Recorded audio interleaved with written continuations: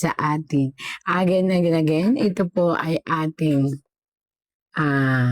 babasahan.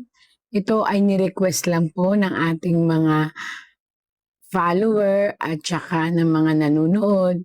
Sana naman po ay walang magalit. Ito po ay isang content lamang.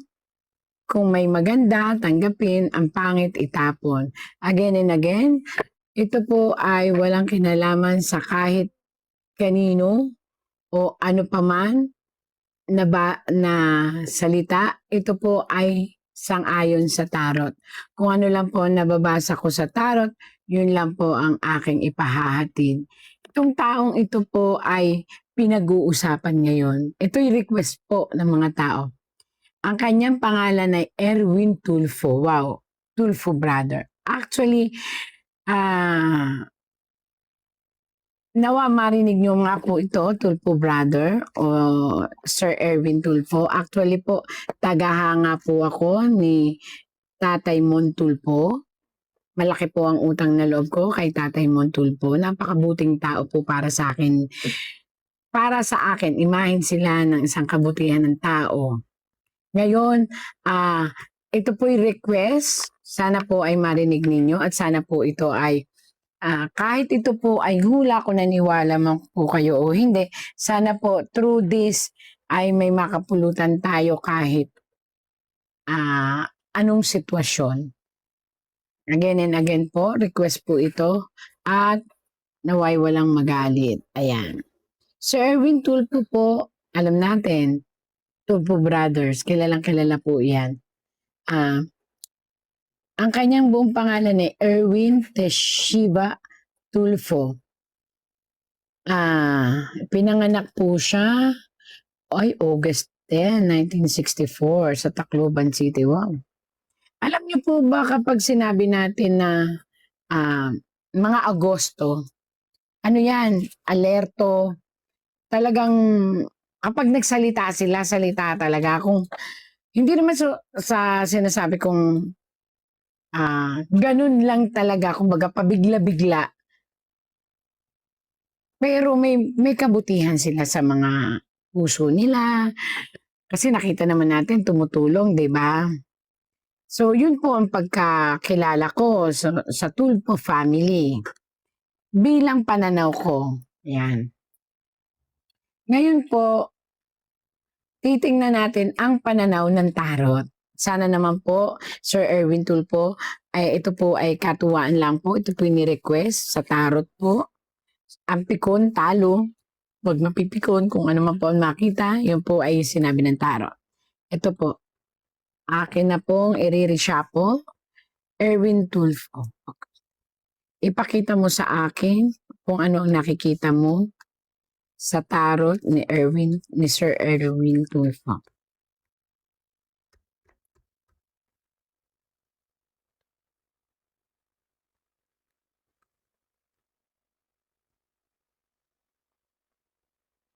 Naku, Sir Erwin Tulfo, sa ngayon po ay babaha ng kritisismo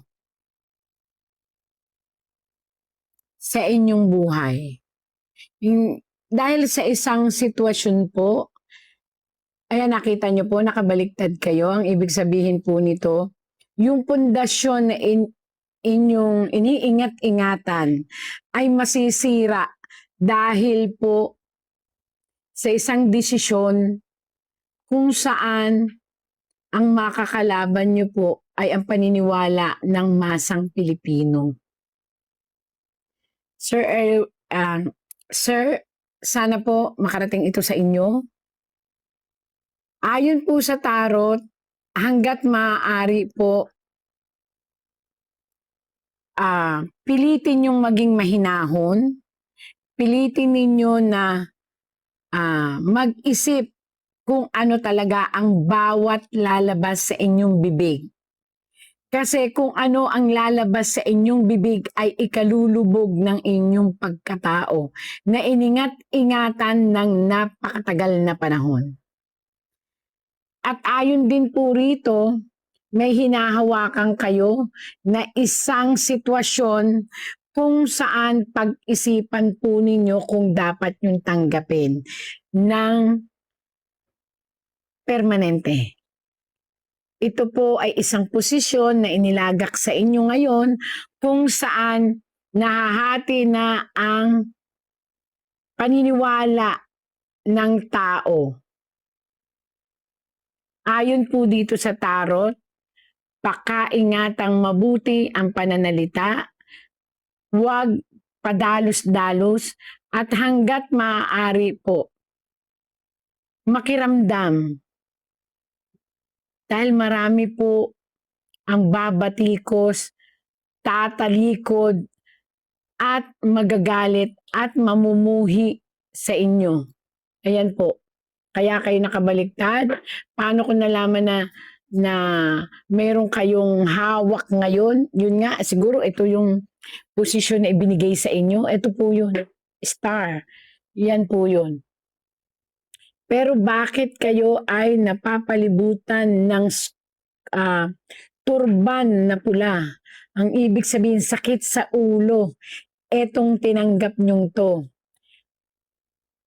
na posisyon. Pagkatapos, bakit po kayo nakabaliktad? At ang green ninyo ay hindi matingkad. Kasi po ito ay maling desisyon at maling pananalita na maaaring umuksa ng katanyagan nyo noon at mabaling sa galit. Bakit magbaling po sa galit? Ang lupang hinirang, pag sinabing lupang hinirang, ito yung bansang Pilipinas kasama ang mga taong nakatira dito. Kung makikita ninyo po, ang inyong tinatapakan ay maputik. At ang inyong sapatos ay kulay itim na nakapatong, yan po, sa mga bulaklak. At tila ba ang bulaklak, ayan po, itim. Ito po yung mga sign na maburak siya instead of soil lang siya. Tapos, may mga bulaklak na natatapakan. So, ang ibig sabihin po nito, ang inyong padalos-dalos na pananalita at action. At ang pagtanggap sa posisyon na ito, ang maaaring magpawala ng pagmamahal at tiwala ng tao sa inyo. At maaari pong ito'y ikabagsak ng kredibilidad ninyo. Yun po ang sabi sa tarot. Naku, Sir Erwin, ako po'y nagbabasa lamang. Ayan. Huwag naman pong ano, dito naman po ay tarot lamang. Makakalkal ang lahat ng relasyong meron ka. Ayan po, relasyon. Makakalkal lahat yan. Makakalkal din ang lahat ng mga nangyari sa inyo noon, pati personal life. Hindi maganda po talaga ang kalalabasan ng pagtanggap ninyo dito sa posisyon na yan. Hanggat maaari po pag-isipan kung pwede nyo, wala po ako sa tamang posisyon. Tarot po ito. Ang sabi po ng tarot, kung pwede nyo talikuran yung posisyon na yon, much better, matatahimik ang inyong life. At bawasan ang masyadong salita ng salita na maaaring mag-bound sa inyo at may malaking halagang ibabato po sa inyo, babatikusin kayo sa isang napakalaking halaga na ito ay talagang patutunayan daw ng inyong mga kalaban at ito po'y mapapatunayan. Ito po, ito ang mapapatunayan. Ayawin nyo man po't hindi, may tatayo at tatayong testigo at may tatayo at tatayo na magpapatunay na kayo ay kasama dito sa napakalaking aligasyon ng pera. Ayan po, mula dito hanggang dun. Kaya sabi ko nga po sa inyo, dahil dito sa inyong hinahawakang ito, dito kayo babatikusin at lahat ay ibabato sa inyo. May isang kapatid ninyo, hindi ko po alam kung tatalikod ito sa inyo o Hindi naman kayo totaling tatalikuran, pero iko-correct ang lahat ng mali sa inyo. Ayan po siya.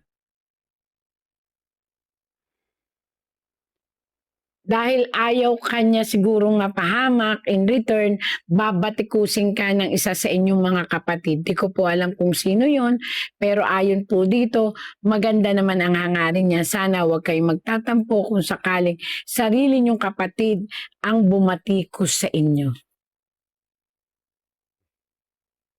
Nako, sir, mas mahalin niyo po yung inyong kredibilidad nung kayo ay nasa radyo pa at telebisyon. Kaya ingatan niyo po, ngayong nasa politiko po kayo, hindi niyo kilala kung sino ang totoo sa inyo at kung sino ang gumagamit sa inyo. Kaya mag-ingat po kayo. Pinag-iingat po kayo, kaya po kayo nakabaliktad. Ibig sabihin, may isang posting napakalaki sa inyong likuran na nais ninyong hawakan o ipagtanggol kasi nasa unahan kayo eh. Tapos yung nasa posting ito, maaring tao po ito o posisyon ito o samahan ito ng inyong maaring grupo at kayo ang ipino-front o kayo po ang naka-front. Pero pakaingatan ninyo po kasi isa, dalawa, tatlo. Yang tatlong iyan po ay napakalaking problemang kakaharapin ninyo. Ang una, ito po walang personalan, sinasabi ko lang po, nababasa ko. Ang una ay ang inyong posisyon, sumunod ay ang inyong pamilya, maring ito'y asawa, pinagmulan o mga ano pa. Ito po, pati mga anak, makakalkal po. At ito pong huli, maring usapin ito ng malaking pera o mga ibabato sa inyo na bintang na hindi na mabubura sa inyong pagkatao. Kaya mag-ingat po kayo sa inyong inahawakang posisyon. Dahil yung posisyon na yan po, ang ibig sabihin, ang magpapawala ng kredibilidad ninyo sa mamamayang Pilipino.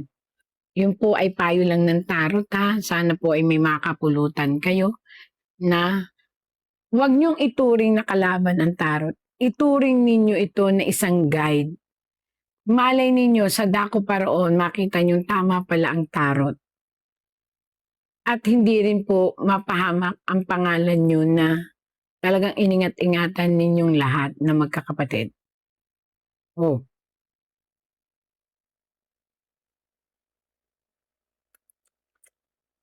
Basta lagi niyo pong tatandaan, pag taong bayan ang nag-aklas, isipin ninyo bakit sila nag-aklas. Pag taong bayan na ang nagbigay sa inyo, ayan po, nagbigay sa inyo ng bulaklak o sorpresa o batikos, ibig sabihin, pag-isipan nyo kung saan may mali na ayaw ng taong bayan. Tandaan nyo po, niluklok kayo ng taong bayan, kaya taong bayan din po ang maghuhusga sa inyo. Kaya kailangan nyo pong ingatan ang inyong pagtanggap ng mga posisyon o pagtanggap ng isang obligasyon o paglalabas ng mga saluubin. Kasi po, dito po, nakabaliktad talaga. Ibig sabihin po, bababa ang kredibilidad ng inyong pagkatao. At kaya po ito ay may bata rito na binibigyan ninyo ng bulaklak. Kayo po ito Ang ibig sabihin po nito, nasaktan ninyo ang taong bayan sa hindi ninyo inaasahang desisyon. So, ayun po.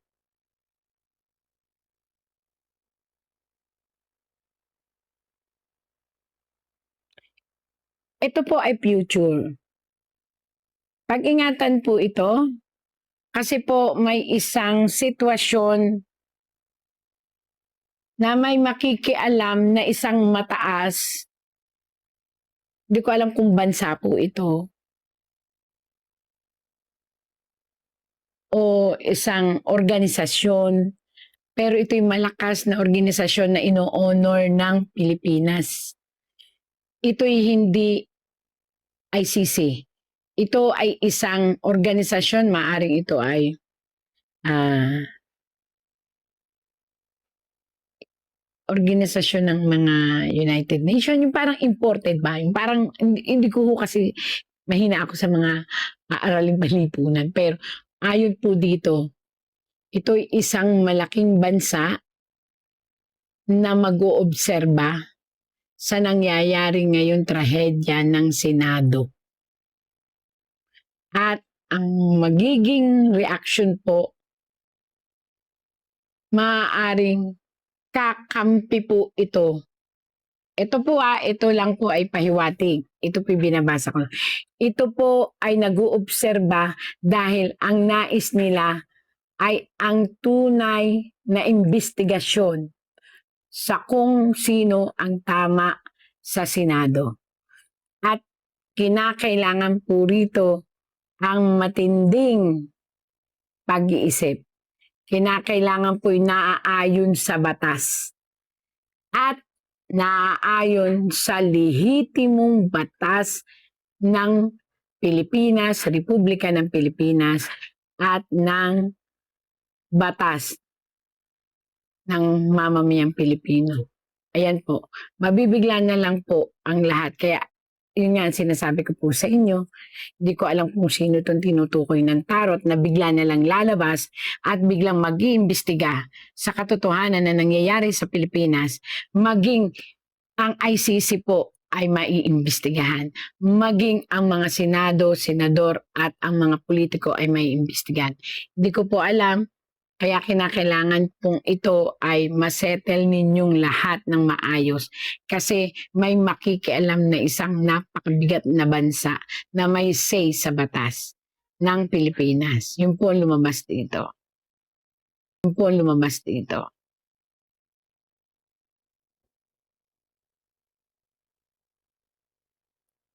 Aha. Mayroon po dito nagtanong, ito may tanong ng isang comment, kung inosente daw po. Sir, ito po yung tanong, comment lang po, so pagbibigyan po natin.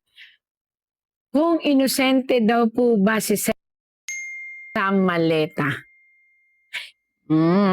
Masyado naman yung tanong na yan. Diyos ko, dahil nakakatakot. Pero again and again, ito po ay tarot lamang. Ako naman po ay tagabasa lang, interpreter. Oops.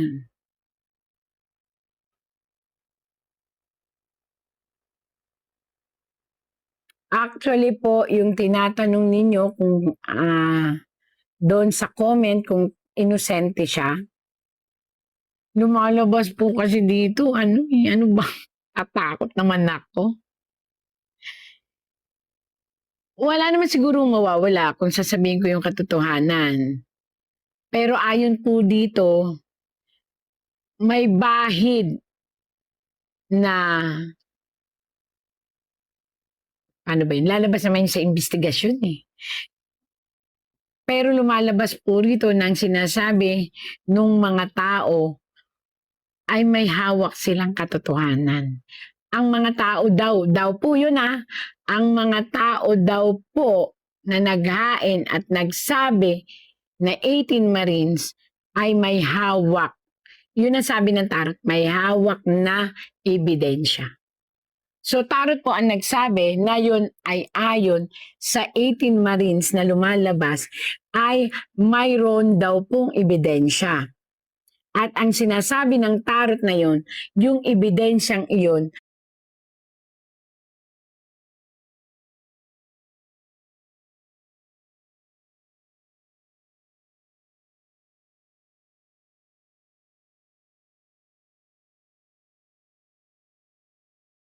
ay nagtuturo po kay Sir Rap. Na ngayon po ay pinipilit ilabas ng 18 Marines ang mga katotohanan na yun. So, dito ang sinabi ng tarot, didepende po sa kalalabasan ng investigasyon dun sa 18 Marines.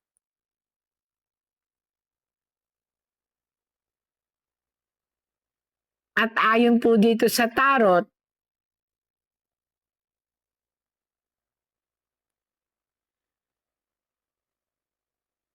natatakot to ako pero sabi sa tarot kahit paano uy, pero ayon po sa tarot yun na hindi ko po alam kung ano ang totoo.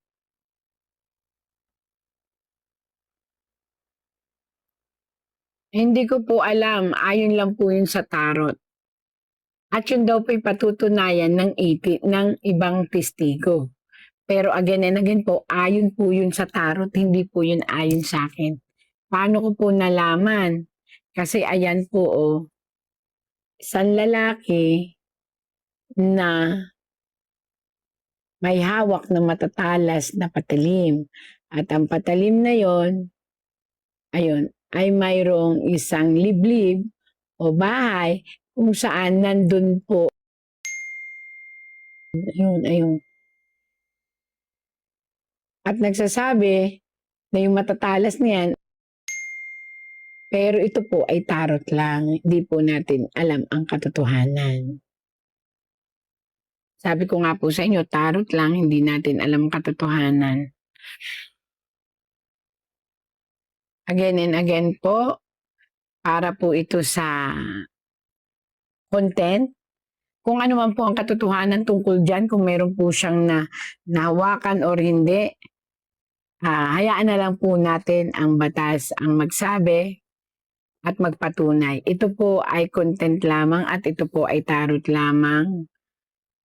Nawa po ay huwag mapikon ang mga nabasa at hinihiling ko po sa inyong pag-unawa. At kay Sir Erwin Tulfo, hinihiling ko po sa inyong pag-unawa. Ito po ay tarot lamang. So, ang pikon nga daw po ay talo. Kaya kung ano man po ang mabasa ng tarot, sana po ay hindi nyo ikagalit. At sana po ay pag-aralan yung mabuti yung ipinayo ng tarot na mas mabuting maging tahimik na lang. And mas mabuti na kung ano man ang inyong hawak na posisyon ay pag-aralan yung mabuti. Kasi ang makakalaban nyo dun sa posisyon na yon ay ang paniniwala ng buong mundo sa inyo. At ang pangalan nyo ay representante ng isang Tulfo family. So, sana, mahal ko po ang Tulfo family. Kaya po, ang akin ay sana ay makarating sa inyo at sana mapag-isipan nyo po ang lahat. Again and again, sa lahat po na nangyayari sa buong mundo, sa lahat po nangyayari sa sitwasyon ng mundo, laging may Diyos. Una, Panginoon. Pangalawa, ang paniniwala natin that God sent miracle every day.